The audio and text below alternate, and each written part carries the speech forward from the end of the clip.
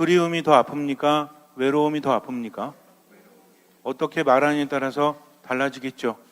그립다는 것은 누군가가 사무치게 그립다, 정말 보고 싶다, 이런 것이 있죠. 그런데 그리움에 지치면 어디에 다다르게 되죠? 외로움에 다다르게 되지 않습니까? 물론 다르게 이야기할 수도 있는데, 우리가 살면서 외로움을 느낄 때가 언제 있는가, 또 그리움을 느낄 때가 언제 있는가. 어린 시절에 대한 그리움이 있거나 또 다른 사람에 대한 그리움도 있죠. 그런데 외로움이라는 것은 그리움이 다해서 너무나 힘들어질 때 느껴지는 것이 아닌가 생각을 합니다. 정말 마음이 힘들고 몸이 힘들고 그럴 때 우리는 무엇을 느끼죠? 외로움을 느끼죠. 함께 있어도 외로움을 느껴요. 정말 힘듭니다. 병이 들거나 큰일을 당하거나 더 이상 희망이 없을 때 우린 외로움을 느낀다는 거죠. 그냥 심심해서 느끼는 외로움 말고 근본적인 외로움을 느낍니다. 세상에 나 혼자 있는 것 같죠. 아무도 나를 이해해주지 않습니다. 나도 다른 사람들을 이해하고 싶지 않아요. 분명히 잘 지내고 싶은데 가족들이나 다른 사람들에게도 내가 어떻게 행동하죠? 때로는 공격적으로, 때로는 이해하지 못한 듯 행동하지만 실제로는 마음이 너무 힘든데, 그래서 마음을 열고 사랑하고 싶고 사랑받고 싶은데 이게 안 됩니다. 무엇 때문에? 외로움 때문이죠. 이질감을 느껴요. 점점 힘듭니다. 나 혼자 아픈 것 같고 나 혼자 괴로운 것 같고 누구라도 함께 있다면 함께 가면 좋겠는데, 그런데 아무도 내 손을 잡아주지 않습니다. 이것이 나를 더 힘들게 하죠. 그렇다면 외로움이라는 것은 지금에 대한 불안감일까요? 아니면 앞으로에 대한 불안감일까요? 물론 지금에 대한 불안감도 있지만 더 큰 고통은 앞으로도 나는 외로울 것이기 때문입니다. 어릴 때는 열심히 살면 되는지 알았어요. 그저 우리 그런 말 하죠. 네가 죽을 마음을 가졌다면 그 마음으로 살아라. 그러면 잘 될 거다 라는 말을 하죠.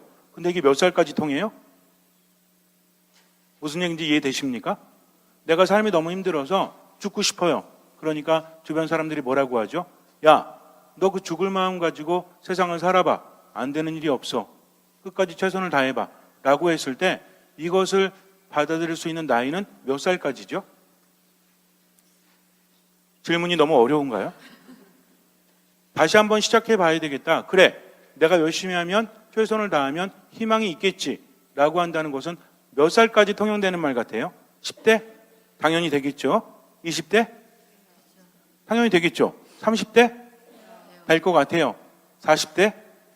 글쎄요. 50대? 좀 안 될 것 같아요. 60대? 말도 안 돼요.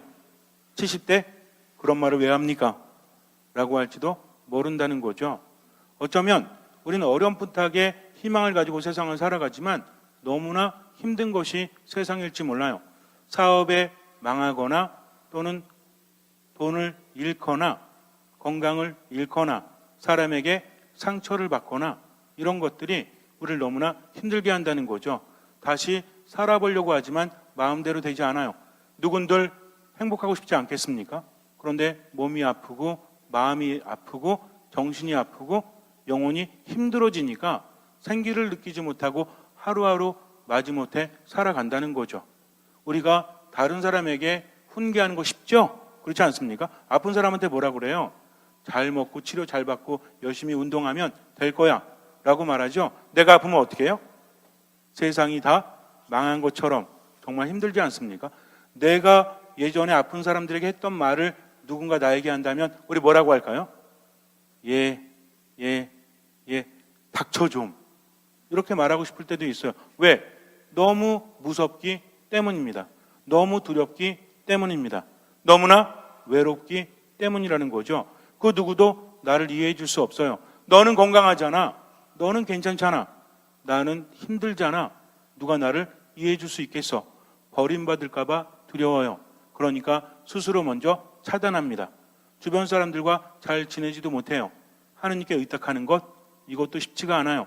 하느님은 나를 너무나 사랑하시고 나를 너무나 잘 아신다면서 내가 바라는 것이 큰 것도 아닌데 왜 이렇게 힘들까라는 생각이 들 때가 있습니다. 그러면 의심이 생기곤 하죠. 믿고 싶지 않아서가 아니라 믿고 싶은데 내 삶 안에서 믿을 만한 것들이 일어나지 않는다는 거죠. 아무리 열심히 기도해도 몸이 나아지지 않아요. 아무리 열심히 기도해도 관계가 나아지지 않습니다. 내가 하는 일이 잘 되지 않아요. 그러면 성당에 나오는 것도 별 의미를 느끼지 못해요. 성당에 와도 말씀을 들어도 뭔가 감흥이 없어요. 그저 마지못해서 나오지만 점점 삶은 힘들어집니다. 그럴 때 우리는 정말 주님께서 계신 걸까? 그분이 나를 사랑하시는 걸까? 라고 의심을 품게 되지요. 그럴 때 다시 한번 멈추고 이 그림을 보았으면 좋겠습니다. 신앙이라는 것은 내가 주님께 온전히 맡기고 귀를 기울일 때 나만의 체험으로 나에게 다가오기 때문입니다. 믿음조차도요, 내가 가질 수 있는 것이 아닙니다. 믿음도 예수 그리스도께로부터 온다는 거죠. 내가 믿고 싶다고 해서 믿음이 생겨나는 거 아닙니다. 그래서 우리는 믿음을 청하기 위해서 뭘 하죠? 한 가지 기억하라고 했죠? 믿음은 어느 때 생겨납니까? 여러 가지가 있겠지만 듣는 마음으로 하느님 안에 머물 때, 이 들음이라는 것은 겸손을 말하는 거죠. 그저 절실한 마음으로 듣기만 하면 나머지는 주님께서 채워주신다는 겁니다. 그래서 혹시나 마음이 너무나 힘들어서 마지못해서 하루하루 살아가신다면 이 그림을 다시 한번 보셨으면 좋겠어요. 이 그림은 우리 성당에 걸려있는 그림이죠. 여러분들 들어오실 때 유아실 앞에 걸려있죠. 근데 앞에다 놨는데 잘 보이세요? 그러면 괜히 켰나? 예, 어쨌든 뒤에가 더 잘 보입니다. 근데 이 그림은요, 여러분들이 잘 알고 계시겠지만 맨날 보니까 익숙하긴 한데 누구 그림인지 잘 모르겠죠? 아세요? 미켈란젤로 메리시 디 까라바조의 그림입니다. 미켈란젤로 그러니까 누가 떠올라? 천지 창조, 다비드상, 피에타상. 그래서 조각가 겸 굉장히 유명했던 르네상스의 3대 거장 화가가 떠오르죠. 이 사람은 그 사람이 아닙니다. 이름은 똑같아요. 물론 이탈리아 사람이긴 한데, 그래서 미켈란젤로하고 구분하기 위해서 뒤에 까라바조라는 지역 이름으로 쓰고 있다는 거죠. 이 사람은 미켈란젤로보다 후대 사람이에요. 그리고 이 사람은 바로크 미술의 초기 선구자라고 할 수 있습니다. 근데 이 그림이 대단한 게 뭐냐면 이 이후에도 이 그림들은 많이 그려져요. 우리가 천주교 신자로서 어떤 예술 작품을 감상할 때 특히 르네상스라든지 바로크 시대의 미술이나 음악에 대해서 우리가 감상할 때 이득이 있죠. 왜냐하면 더 와닿게 볼 수 있기 때문입니다. 친근하게 들리기 때문이라는 거죠. 여러분들도 어디 가셨는데 예를 들어서 저기 칠보산에 가셨는데 누가 노래하고 있어요. 근데 생판 모르는 사람이 노래하는 것과 본당 신부가 노래하고 있으면 어떤 게 더 귀에 들어올까요? 이거 많이 들어온 목소리인데 노래는 더럽게 못하는데 많이 들어봤어. 본당 신부의 목소리가 들리면 기울입니까? 기울이지 않습니까? 기울인다는 거죠. 그럼 여러분 한번 생각해 보세요. 전혀 모르는 사람이 칠보산 꼭대기에서 어떤 노래를 불렀다, 또 제가 어떤 노래를 불렀다, 어떤 경우가 더 기억하기 쉬울까요? 어떤 노래인지를? 저일 경우입니까? 아니면 생판 모르는 사람일 경우입니까? 대답 잘 하셔야 돼요. 어떤 게 더 기억이 잘 나죠? 당연한 거죠. 친근하기 때문입니다. 이 그림이 뭔지를 모르면 아무리 보고 들어도 잘 기억이 나지 않아요. 그런데 우리는 아주 뭔가 유리한 입장에 있다라는 거죠. 왜냐하면 이 그림들이 성경을 소재로 하고 있기 때문입니다. 그래서 우리가 보통 이런 그림들을 볼 때 세 가지 유해라고 그랬죠. 첫 번째는 무엇을 그렸는가, 소재가 뭐냐 이거죠. 그 다음에 작가는 무엇을 말하고자 하는가, 이게 주제죠. 세 번째가 제일 중요하다고 했습니다. 앞에 두 개를 생각하고 나서는 나는 저 그림을 통해서 무엇을 느끼는가. 이 그림은 2년에 걸쳐서 그린 그림인데 제가 알기로는 이 사람이 마지막 죽는 그런 연도까지도 이 그림을 그린 거예요. 1610년에 죽었다라고 나와 있는데 1609년부터 10년 사이에 그린 그림입니다. 여러분들이 보시면 아시겠지만 이 그림은 뭘 나타내고 있죠? 의심 많은 토마사도라고 하는 그런 제목의 그림이죠. 이 그림은 6세기부터 그려지기 시작을 합니다. 실제로 이 사람이 그리기 전에 1000년 전부터 그려지기 시작을 했다는 거죠. 그만큼 화가들에게 있어서는 중요한 소재였기 때문입니다. 근데 이 사람의 그림은요, 굉장히 파격적이에요. 굉장히 놀랍습니다. 우리에게는 굉장히 자연스러울지 모르겠지만 이 그림이 그려졌을 때 당대 그리스도교인들을 비롯해서 많은 사람들이 이게 뭐냐, 어떻게 예수님을 이렇게 그릴 수 있느냐, 어떻게 사도들을 이렇게 그릴 수 있느냐라고 합니다. 왜냐하면 예수님 머리 위에 있던 뭐가 없어요? 후광이 없죠? 빛이 없잖아요. 그리고 잘 보시면 아시겠지만 보통 예수님이 흰 옷을 즐겨 입기도 하시지만 부활하신 예수님이긴 하지만 제자들도 마찬가지로 옷이 어때요? 예수님 빼고는 너무 현실적이야. 예전의 그림은 어땠습니까? 사도들도 후광이 있었죠? 그래서 굉장히 말끔하게 그려놓지 않습니까? 그런데 이 그림은 뭔가 다르다는 거죠. 매우 충격적이었습니다. 그리고 이 그림은요, 뭔가 다른데 그 이후에 그린 그림들보다도 더 강렬해요. 왜냐하면 지금 앞에 보시면 그림이 있는데 저 뒤에 있는 거는 좀 환해서 잘 못 느끼는데 앞에 보세요. 주변이 어때요? 아주 까맣죠? 그리고 이 가운데 빛이 있지 않습니까? 떠오르는 사람이 있죠? 이 사람의 영향을 받은 사람이 있어요. 누굽니까? 우리 성당에 걸려있죠? 돌아온 탕자 그림. 누구죠?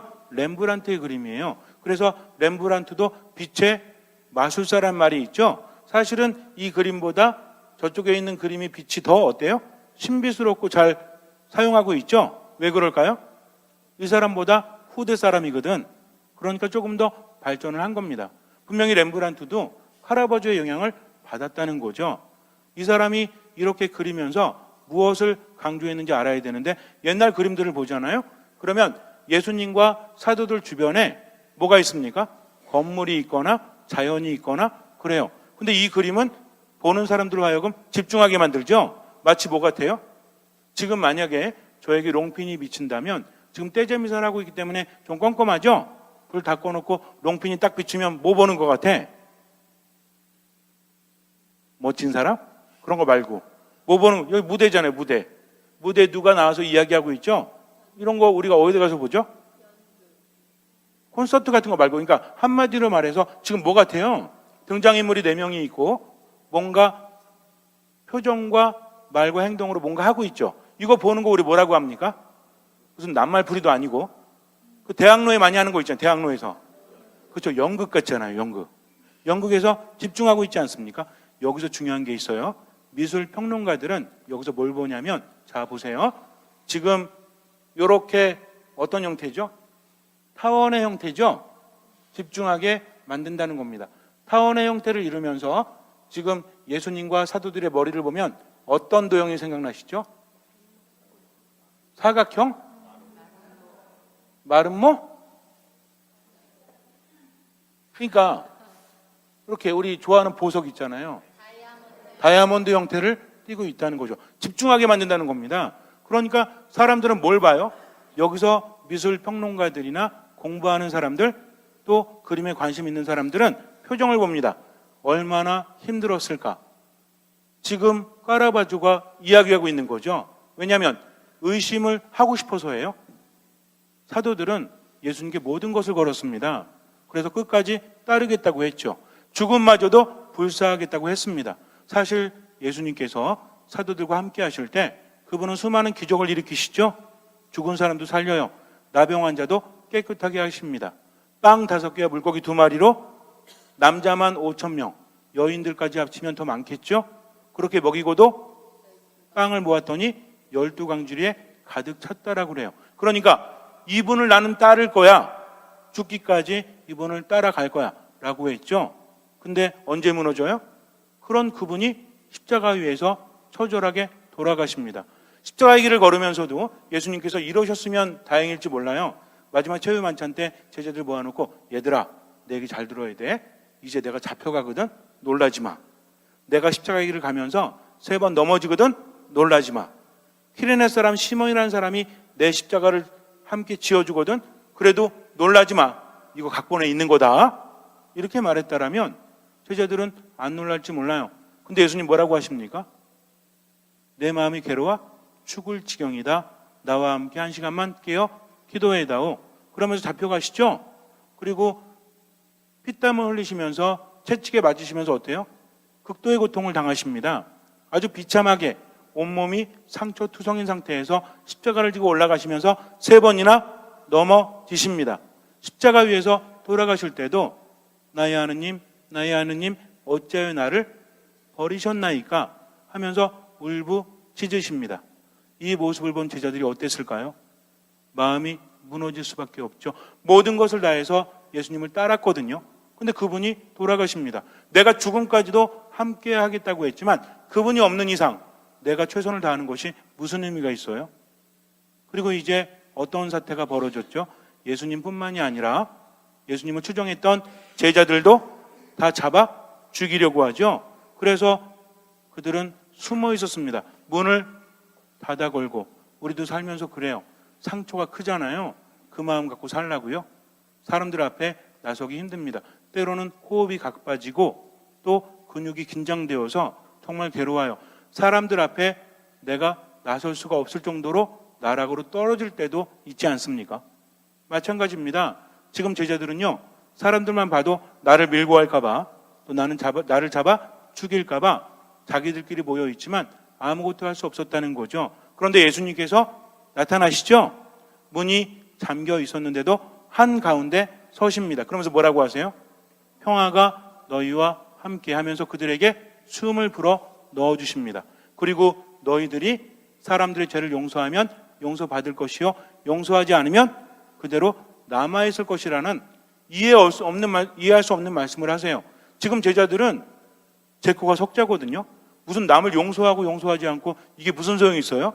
잡혀 죽을지 몰라서 숨어 있는 것이 고작인데. 그러니까 제자들은 어리둥절하죠. 그리고 나서 이제 여드레 후에 다시 나타나시는데 문제는 그 자리에 토마스가 없었죠. 그러니까 제자들이 뭐라고 합니까? 우리는 주님을 배웠어 라고 말하니까 토마스가 뭐라고 그래요? 나는 그분의 손과 옆구리에 있는 상처를 눈으로 직접 보고 손가락을 넣어보지 않고는 믿지 못하겠다 라고 말합니다. 정말 의심이 많았기 때문일까요? 어떤 사람들은 합리적인 의심이라고 하죠. 그러나 제가 볼 때는 그 표현도 부족해요. 믿고 싶어요. 너무나 믿고 싶습니다. 그런데 믿었기 때문에 이렇게 아픈데 어떻게 더 믿을 수 있어요? 우리 그런 경우 있죠. 너무 사랑하는데 너무나 믿고 싶은데 너무나 뻔해. 그러니까 사랑할 수 없을 때 있습니까? 없습니까? 눈물 젖은 빵을 먹어보지 않으면 인생을 논하지 말라고 했는데 가슴 아픈 사랑만 한번 해보지 않은 분은 삶을 논할 자격이 없다라고 하는데 여러분들은 없으신 것 같아요. 정말 내가 너무나 사랑하는데 사랑할 수 없는 경우도 있지 않습니까? 정말 예수님 믿고 싶어요. 근데 그분이 돌아가실 때 상한 내 마음이 치유되지 않아서 이제 정말 믿고 싶은데도 믿을 수 없다는 거죠. 정신 차이라는 거죠. 너희들이 너무 바라니까 헛것을 본 거야. 나는 믿을 수 없어. 그러니까 그렇게 말하는 겁니다. 정말 마음을 그대로 표현한 게 아니라 견딜 수 없는 거죠. 우리 그럴 때 있죠. 서로 걱정할 때 나도 걱정하면서 화낼 때 있어요, 없어요? 자꾸 옆에서 땅이 꺼져라 한숨 쉬면 나도 걱정되는데 뭐라고 합니까? 그만 좀 해 좀. 너무 힘들잖아. 이러면서 오히려 아닌 척 말할 때도 있죠. 어쩌면 토마스 사도도 그러지 않았을까요? 그러다가 여드레 후에 예수님께서 또 나타나시는데 여전히 문은 잠겨져 있습니다. 그런데 그분은 한가운데 서신다는 거죠. 그럴 때 예수님께서 뭐라고 하셨죠? 토마야, 너는 옛날에도 마음에 안 들었어. 근데 지금도 그런 말을 하는구나. 이러십니까? 토마야, 내 상처를 봐라. 그리고 네 손가락을 여기에 넣어보아라. 그리고 의심을 버리고 믿어라라고 하십니다. 그러니까 토마 사도가 뭐라고 하죠? 요한복음 20장에 이 그림처럼 손가락, 그래요 예수님, 제가 손가락 한번 넣어볼게요. 살살 넣을 테니까 좀 참으세요 하면서 손가락을 넣어봅니까? 뭐라고 하죠? 저의 주님, 저의 하느님. 이제 모든 것이 터져버리는 거죠. 얼마나 보고 싶었는지 아십니까? 얼마나 그리웠는지 아십니까? 얼마나 외로웠는지 아십니까? 제가 모든 것을 걸었는데 당신 따르다가 제 삶이 무너졌습니다. 그런데 당신 보니까 저 견딜 수가 없네요. 당신은 저의 주님, 저의 하느님이십니다. 이것은요, 이성적으로 이해되어질 수 있는 것이 아니라 신앙적인 체험이라는 거죠. 그런데 이걸 보니까 의심하면서도 어땠어요? 우리가 하느님 있어? 아유, 나 안 믿어. 이런 게 아니라는 거죠. 가만히 그림을 보니까 어때요? 모습이 이마의 주름은 뭘 나타내죠? 세파의 시달림을 나타내죠. 얼마나 힘들었을까요? 근데 재미있는 것은 토마 사도뿐만이 아니라 옆에 있는 사도들도 어때요? 그런 말을 안 했지만 다 쳐다보고 있죠? 어디를? 예수님의 상처를. 정말 예수님인가? 사실은요, 다 의심을 품어요. 그런데도 말하지 못하는 것 뿐입니다. 가만히 보니까 이제 여기에서 중요한 게 드러납니다. 무엇이 보이십니까? 어떤 사람들은 이 그림을 보자마자 카라바조가 너무나 잘 그려서 다 상처에 주목하게 된대요. 그럼 처음에 보셨을 때 상처 보셨어요? 어떤 분들은 그럽니다. 저는 얼굴 봤는데요. 그럼 얼굴 보면 얼굴이 다 어딜 보고 있어? 자, 이 그림을 처음 봤을 때 사람들은 저마다 다른 데를 보겠죠? 어떤 분들은 얼굴 보겠죠? 예수님 얼굴이나 토마 사도 얼굴이나 다른 사도들 얼굴 보겠죠? 대답을 안 하세요. 그렇겠죠? 또 어떤 분들은 상처를 보겠죠? 혹시 여기 보시는 분 계세요? 이 오른쪽 맨 위에, 왼쪽 맨 위에 구석탱이? 이런 분은 저하고 심각하게 상담을 좀 하셔야 됩니다. 자, 그런데 얼굴을 보면 이 얼굴에 눈이 다 어디로 가 있어요? 일로 가 있죠? 그러니까 그림을 보면 여기 머물 수밖에 없다는 겁니다. 이게 일반적인 사람들이 보는 거예요. 그러니까 토마가 손가락을 넣었는지 넣지 않았는지 헷갈리는 거죠. 토마는 손가락을 넣었습니까? 안 넣었습니까? 안 넣었죠. 자, 여러분들은 무엇이 보이십니까? 이게 제가 여러분께 말씀드리고 싶은 거예요. 무엇이 보이십니까? 상처가 마지막 종착점이에요? 우리는 성경을 알고 있죠? 손가락을 넣지 않았어요. 근데 넣은 것으로 나옵니다. 그렇다면 여기에서 우리가 신앙적으로 봐야 될 게 뭔가? 이 상처가 아니라면 우리에게 무엇이 보일까요? 손가락? 그럴 수도 있겠죠. 자, 이 그림에서 중요한 부분은 물론 카라바조가 말하진 않았습니다. 그런데 카라바조의 인생을 보면 그럴 수밖에 없다는 생각이 들어요. 여기에서 부각되는 것은 바로 여기에요. 예수님의 손이라는 거죠. 사실은 어떤 미술가들도 평론가들도 얘기하지 않아요. 그런데 손가락을 넣지 않았음에도 불구하고 넣는 것처럼 보인다. 요한복음에서 예수님 뭐라고 하십니까? 토마야, 내 상처를 눈으로 보고 내 손가락을 넣어보아라. 그리고 의심을 버리고 믿어라 라고 말씀하십니다. 즉 믿음을 주시는 분은 누구시죠? 예수 그리스도시라는 거죠. 카라바조가 신앙이 없고 예수님을 알지 못했다면 그렇게 말할지 몰라요. 그러나 그도 신앙인이었고 그도 말년에는 정말 행복하고 싶었어요. 근데 살인자의 누명을 쓰고, 살인자의 누명이 아니라 실제로 살인을 했고, 그러니까 지금 말하자면 거의 조폭이었거든요. 그리고 멀리 떠날다가 이제 사면을 받고 잘 살고 싶어서 고국으로 돌아오는 길에 배에서 죽습니다. 그러니까 이 사람이 나중에 그림을 보잖아요. 그러면 어떤 그림이 있냐면 다윗이 골리앗의 머리를 들고 있는 그림이 있어요. 근데 여기에서 골리앗의 얼굴이 자기 얼굴이에요. 그러니까 삶에 대해서 뭘 느낀 거? 이거 아닌데 다시 돌아가고 싶은데 이끌어줄 분은 누구뿐이 없다? 정말 세상 사람들이 아니라 주님뿐이 없다라는 거죠. 이 손을 잘 보세요. 굉장히 크게 보이지 않습니까? 그렇게 안 보이세요? 이 손이 빛나는 손이 굉장히 크게 보이지 않으세요? 이 손이 이끄는 손일까요? 아니면 야 깊이 찌르지 마 막는 손일까요? 찔르니까 그만 넣어 이거야? 아니죠. 이 손을 보니까 어때요? 잡아서 이끄시는 거죠. 그러니까 뭡니까? 자, 손가락을 넣어 그리고 열어주시죠. 옷도 감추는 게 아니라 열어주십니다. 오른손으로는 상처를 보여주시고 왼손으로는 손을 끌어서 상처에 넣는다는 거죠. 무엇이 보이십니까? 이분은요 믿게 하시는 분이시라는 거죠. 걱정할 필요가 없다라는 겁니다. 카라바조는 이 그림을 통해서 우리가 깨닫기를 바랬을 거예요. 그러니까 가장 중요한 것은 어떤 것을 그렸는가? 작가는 무엇을 말하고자 하는가? 나는 무엇을 느끼느냐? 바로 이것이라는 거죠. 우리가 힘들고 괴로울 때 할 수 있는 거 아무것도 없어요. 그저 듣는 마음으로 주님 안에 머물면 이끌어 주시는 분은 누구시다? 예수님이시라는 거죠.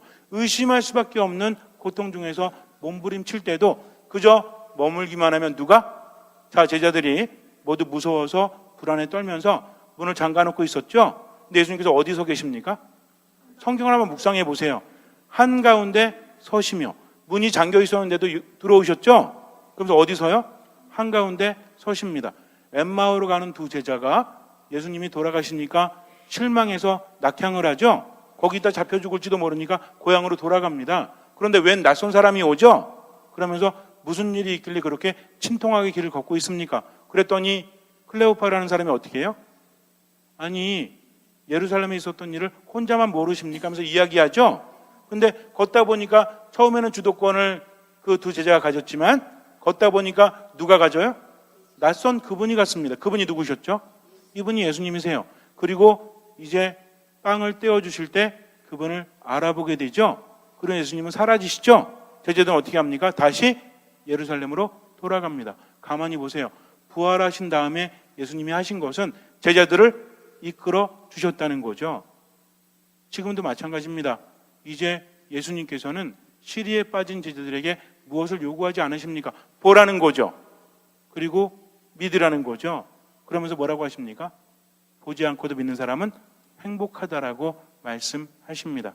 토마 사도는 손가락을 넣지 않았지만 여기 토마 사도는 우리를 말하고 있는 거죠. 그러니까 어떤 경우가 있다고 할지라도, 의심이 생긴다고 할지라도 어떻게 해야 돼요? 듣는 마음으로 주님 안에 머물면 그분께서 우리를 이끌어 주십니다. 삶의 고통들이요, 아무리 생각해도 이해되어지지 않아요. 그러나 이해하지 않고 내가 나락 속으로 빠져들고 절망 속에 깊이 빠져든다고 할지라도 나아질 수 있는 것은 아무것도 없습니다. 그저 우리는 어떻게 하면 돼요? 온전히 맡기면 됩니다. 그러면 나를 나보다 더 사랑하시고 잘 아시는 주님께서는 이끌어 주신다는 거죠. 문제는 뭐예요? 그분을 향하고 있는가, 향하고 있지 않는가. 그분을 향하는 사람은 어떤 사람이죠? 그분의 말씀을 듣기 위해서 나 자신을 낮추는 사람들이라는 것입니다. 잠시 눈을 감으세요. 너무나 고통스럽고 힘들 때, 의심이 될 때가 있죠. 그러면 의심하십시오. 그러나 주님 안에 머무십시오. 그냥 노력도 하지 않고 부정한 의심을 갖는다면 아무것도 일어나지 않지만 믿고 싶은데 삶이 너무 괴로워서, 몸이 너무 아파서, 마음이 너무 힘들어서, 그래서 너무나 외롭고 불안해서 믿지 못한다면 그냥 그 마음 자체를 주님께 드리십시오. 주님께서는 분명히 우리에게 오십니다. 그리고 나에게 체험을 주십니다. 그리고 나는 주님을 믿고 희망을 가지고 최선을 다하는 거죠. 막연한 희망이 아닙니다. 그리스도 우리의 희망이신 거죠. 딴 사람들에게는 아무런 비전이 없고 세상 사람들에게는 말도 안 되더라도 나는 희망을 가지고 지금을 살아갈 뿐입니다. 듣는 마음으로. 주님께서는 그 믿음을 보시고 우리 삶에 놀라운 기적을 일으켜 주실 것입니다. 아멘.